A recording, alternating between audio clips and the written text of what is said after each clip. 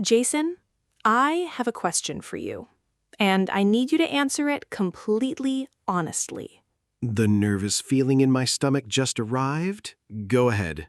Think about the last big plan you had, something you were genuinely excited about, a goal, a dream, an idea that felt like it could actually change something for you. Okay, I have one in mind. Did you tell people about it before you started? Yes, basically immediately, before I had done a single thing. And what happened to that plan? Never actually happened. And do you think those two things are connected? I never thought about it that way, but now that you're asking me directly, maybe yes. Because here is the thing that nobody talks about. There is a very specific reason why the plans we announce the loudest are often the ones that never survive. And it is not because we're lazy. It's not because we lack discipline. It is something much more interesting than that. Something that is happening inside your brain without you even realizing it. Every single time you share a goal before you have started working on it. And once you understand what that something is, you will never announce a plan the same way again. Hey, English learners. Welcome back to the English Connect podcast, your cozy little place to learn real English through conversations that actually make you think differently. I'm Sophia. And I'm Jason. And we are so genuinely happy you are here today, because this episode is one of those conversations that is going to stay with you long after it ends. Today, we're talking about why you should never share your plans. And before you think this is about becoming secretive or antisocial, It is not, we promise. It's actually one of the most freeing ideas either of us has ever come across. this is a B2 to C1 English listening challenge. That means the conversation will feel natural, sometimes a little fast, and full of real expressions, strong opinions, and advanced vocabulary.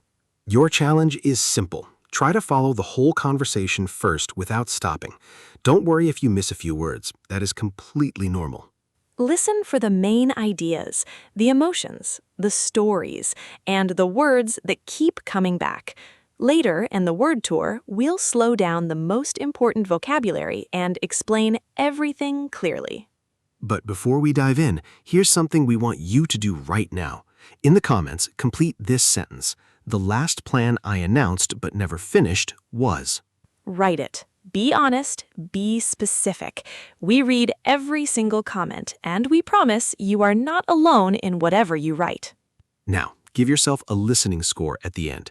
Did you understand 50%, 70%, 90%, or almost everything? Ready? Let's begin. All right, so the topic today is something I keep seeing come up everywhere, in psychology, in ancient philosophy, in stoicism, even in business strategy.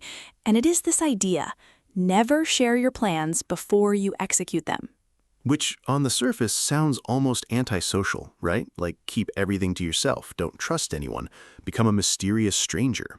That is what I thought at first too, but the more I sat with it, the more I realized, oh, this is not about secrecy. It is about protecting the energy of your own goals. So let's start with why we even tell people our plans, because we all do it, every single one of us. We absolutely do. Someone gets a new idea, a business, a fitness goal, a creative project, and the very first thing they want to do is tell someone. Why is that, though? I think it is because we are wired for connection. We want people to be excited with us. We want to share the moment of possibility before anything has gone wrong yet. Right. The dream is at its most beautiful right when it is born, untouched, perfect. Nobody has had a chance to poke holes in it yet. That is poetic, Sophia. I have my moments. But here's where it gets really interesting. There's a psychological phenomenon called substitution. And what it basically says is, when you tell someone your plan and they respond positively, when they say, "Oh my goodness, that is amazing, you should totally do that," Your brain registers that social reward, and it can actually reduce the motivation to follow through. Say that again, because that is genuinely wild. Your brain gets a taste of the win through the telling, and it partially satisfies the goal. You have already received a reward without doing any of the actual work. So we're literally talking ourselves out of our own dreams. By announcing them, yes. And there's research behind this too. When people publicly share intentions, the social reward can sometimes weaken the follow-through. So the announcement becomes the achievement. In our heads, sometimes yes. And I need to tell a story about this. Please, I've been waiting. So, and I'm not proud of this, in 2022, I decided I was going to start a podcast, my own personal podcast. Oh no. I told everyone, my family, my friends, I posted about it. I had a whole aesthetic brand concept. The brand concept. I spent more time designing the logo than recording anything, and I think I recorded approximately 2 minutes of audio. 2 minutes and how long? 3 months. Sophia. But here's the thing. In my head, I felt like a podcaster. I had told people were asking me about it. I was living the identity without doing any of the work. And then the pressure of the expectations started to feel heavy, and you quietly let the whole thing disappear. Completely. And that's the danger. The announcement creates 2 problems. It gives you the reward too early, and then it adds a layer of performance anxiety that makes the whole thing feel like a chore. Instead of something you genuinely wanted to do. Instead of a passion. The moment you announce a dream, you risk turning it into a deadline, and deadlines can kill joy. That one hurts a little. It should, because this is not just about podcasts or businesses. It happens with fitness goals, English goals, career plans, creative ideas, anything that feels exciting before it becomes real. You announce it, people react, and suddenly the dream has an audience. And sometimes the audience arrives before the dream has roots. Okay, but here's the other side of this. Let's say you do tell people. What happens next? You get opinions. Oh, you get so many opinions. Opinions you absolutely did not ask for. From people who have never done what you're trying to do. Unsolicited opinions. Unsolicited means nobody asked for them, but somehow they still arrive, reliably, every time. Your uncle at dinner who's never changed careers is suddenly a full expert on your career pivot. Have you really thought about the risks, though? It's a tough market out there right now. I just want to make sure you've really considered all the angles. And none of these people are evil. They're not trying to destroy your dream. Most of them genuinely believe they're helping. But what happens when you hear enough of those doubts? They get inside your head. You start second-guessing yourself. You start running simulations of failure that you weren't running before. The doubt becomes a seed, and doubt is very good at growing in the dark. Can I bring in an image here? Please, yes. Imagine your plan is a campfire. When it's just you and the fire, you can build it carefully, protect it from the wind, feed it at the right pace. I love where this is going. But the moment you tell everyone about the fire, a crowd shows up with their own opinions. Some of them mean well, but they're throwing wet logs on it. Some are skeptics blowing the flames sideways. And some are just standing too close and using up all the oxygen. And suddenly, the fire that needed protection has become a very stressful group discussion. Have you considered a backup flame? My cousin had a flame once. Did not work out. That is painfully accurate. But that is exactly what happens when a plan is still small. Too many people around it too early can weaken it completely. Especially because in the early stage, you don't have proof yet. You don't have results. It is all still theory, and theory is very hard to defend against doubt. Let's also talk about the uncomfortable part of this. Go on. Not everyone is rooting for you in a clean, simple, uncomplicated way.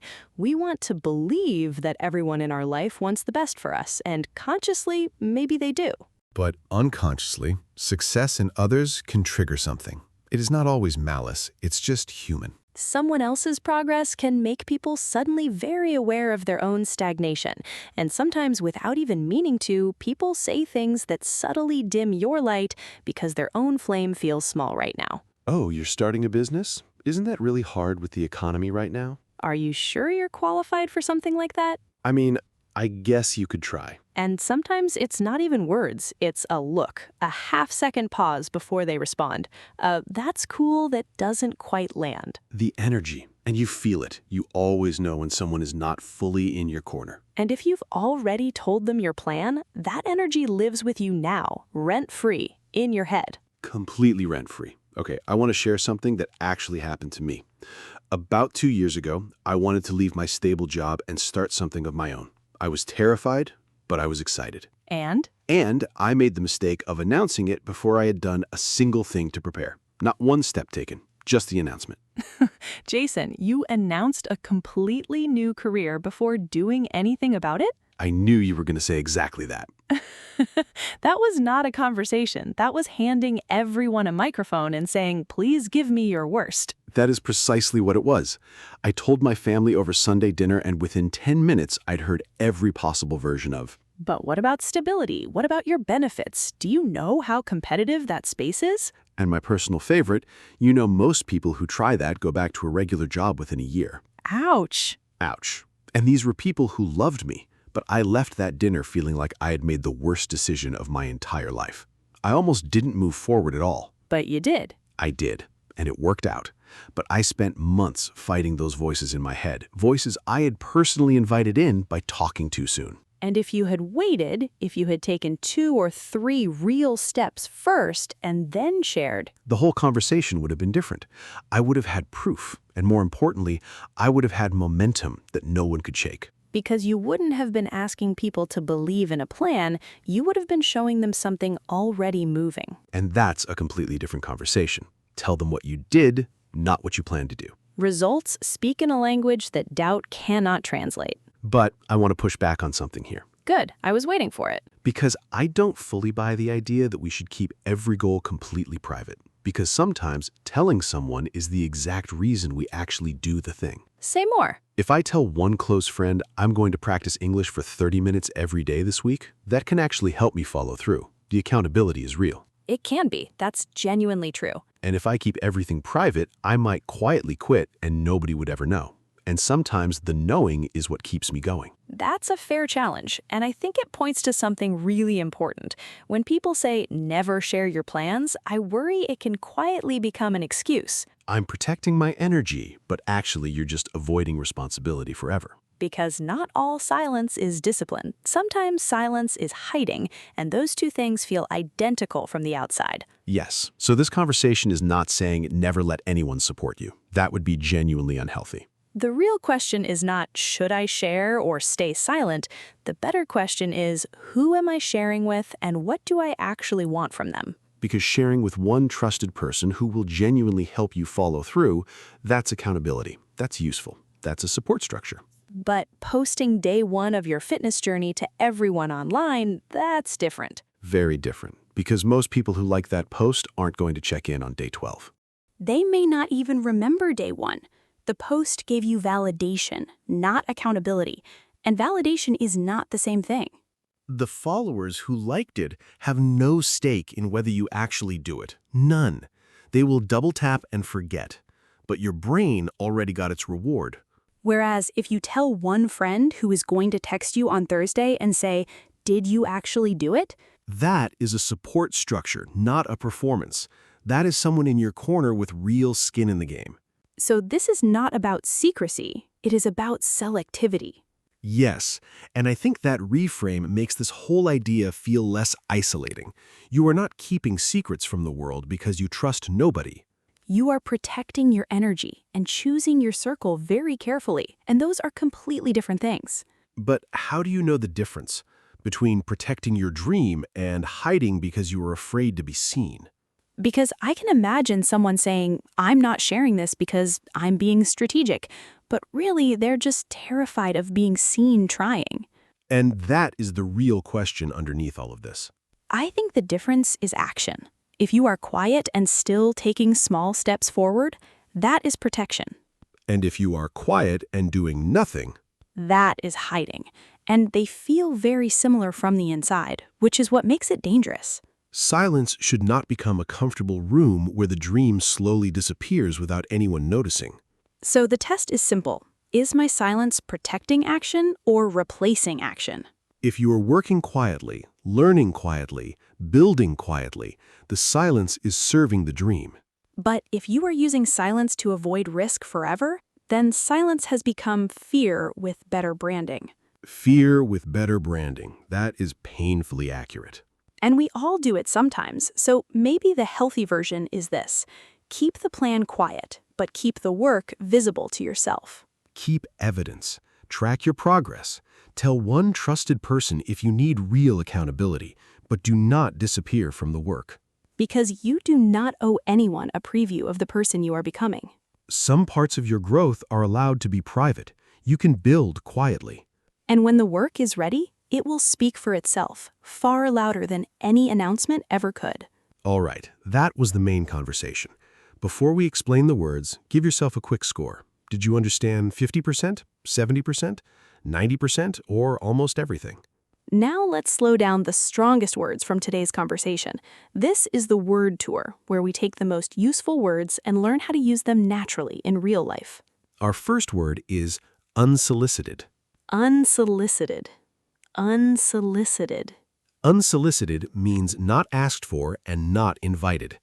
In today's episode, we talked about unsolicited opinions, advice and feedback that people give you even when you never asked for it. You could say, I shared my plan too early and received a lot of unsolicited advice that I was not ready to handle. Or, unsolicited criticism in the early stages of a plan can make a new dream feel heavier than it needs to be. So unsolicited is useful whenever you want to describe something that arrived without being invited. Our next word is validation. Validation. Validation. Validation means approval or confirmation from other people. The feeling of someone thinks my idea is good, so I feel better about it. In today's episode, we talked about how often we share plans not to get help, but simply to get validation. You could say, sometimes I share my goals online because I'm looking for validation more than accountability. Or I had to stop depending on external validation before I could take real action. So validation feels good in the moment, but it's not the same as progress. Our next word is accountability. Accountability. Accountability. Accountability means having someone or something that helps you stay responsible and follow through on what you said you would do. It's not just praise, it's support that keeps you honest even when you don't feel like continuing. You could say, I told one trusted friend about my goal because I needed real accountability, not just encouragement when it was convenient. Or accountability helps me stay consistent on the days when motivation disappears completely. So accountability is the useful kind of sharing, the kind with actual follow-through attached to it. Our next word is selectivity. Selectivity. Selectivity. Selectivity means choosing carefully, being intentional about who and what you include. In today's episode, it means choosing very carefully who gets to hear your early plans before they have roots. You could say, I'm learning to practice more selectivity with my personal goals and who I share them with. Or, selectivity is not about being secretive, it's about protecting your energy from too many outside opinions arriving too soon. So selectivity is the upgrade from share everything or share nothing. It's the thoughtful middle. Our next word is momentum. Momentum. Momentum. Momentum means the energy of progress, the force that builds when something is already moving and makes it easier to keep going. In today's episode, we talked about building momentum before announcing your plan, so that when you do share, you have something real to show. You could say, once I built real momentum, I felt far more confident and other people's doubts stopped landing so hard. Or, small, consistent actions create momentum over time, even when each individual action feels too small to matter. So momentum is what makes your plan defensible, not words, movement. Our final word is stagnation. Stagnation. Stagnation. Stagnation means a state where nothing grows, improves, or moves forward. That feeling of being completely stuck in the same place while time passes around you. You could say, I felt a creeping sense of stagnation after months of planning without doing anything. Or, taking one small action is often enough to break the feeling of stagnation and start building real momentum. So today's words are unsolicited, validation, accountability, selectivity, momentum, and stagnation, and they connect beautifully to today's message. Be careful with unsolicited opinions on young dreams. Seek accountability, not just validation. Practice selectivity with who you share early plans with. Build momentum before announcing, and if you feel stagnation, take one quiet action, not a big announcement. One action. And that takes us perfectly to our Say It Better section. This is where we take simple sentences and make them sound more natural, more powerful, and more confident. And today, these are not just English sentences, they're also thinking sentences, because the way you talk about your plans affects the way you protect them. First sentence, I told everyone my plan too early. Clear, but a little basic. A stronger way to say it, I shared my plan before I had built enough momentum to defend it. That sounds more self-aware. It shows the real problem, not that you shared, but that you shared before the plan had roots. Next sentence, I wanted people to say my idea was good. Honest? A stronger version is, I think I was seeking validation instead of taking the action that would have made validation unnecessary. That one lands, because often we don't need more opinions, we need more movement. Next sentence, I need someone to keep me on track. Good instinct, but we can make it stronger. A better version, I need one person who will offer real accountability, not just encouragement when it's convenient. That separates genuine support from casual applause. Very different things. Next sentence, I should not tell everyone everything. Clear, but a little blunt. A more balanced version is, I'm learning to practice selectivity, sharing with the right people at the right time for the right reason. That's the whole episode in one sentence. Share with the right people. At the right time. For the right reason. Next sentence, things started going better. Simple, but we can do more with it. A stronger version, once I built real momentum, I became far less affected by the doubts of people who had never taken the same risk. That's powerful, because momentum gives you inner proof, and inner proof is what makes outside doubt quieter. Results calm the noise. Next sentence, I feel stuck. Very honest daily sentence. A stronger version is, I'm experiencing a sense of stagnation and I need to take one small action today to interrupt it. That turns the sentence from a description to a decision. You're not just saying, I'm stuck, you're saying, I can move. Final sentence, I don't want to explain my plan to people. Good, but it can sound a little defensive. A softer, more confident version, I'm still building this quietly, and I will share more when the work is ready to speak for itself. That sentence is calm. It protects the plan without closing any doors. It's confident without being cold. And that's a better place to end Say It Better, on quiet confidence. On calm protection, on letting the work breathe before the world weighs in. Okay, before we wrap up, we want to leave you with something to actually do, not just think about. This week, choose one plan, one goal, or one small dream that you've been talking about more than building. And give it one quiet action. Write the first paragraph. Take the first walk. Send the first email. Practice for 10 minutes. Do one thing that gives the dream roots before it has an audience. Because the question is not who believes in your plan. The question is, what are you doing to build it? So, here's the question we want you to carry out of this episode today. What is one thing you need to stop announcing? And start building. Think about that honestly. And now give yourself your listening score. Did you understand 50%? 70%? 90%? Or almost everything. Tell us in the comments, and if you want, tell us one quiet action you're going to take this week. Not the whole plan, just the one action. Keep it simple. Keep it real. And maybe... Keep it a little quiet. This is Jason. And this is Sophia. And you have been listening to the English Connect podcast. Bye. Keep learning, keep growing. And that plan you have been announcing, it is time to stop talking about it and start building it. The work is waiting.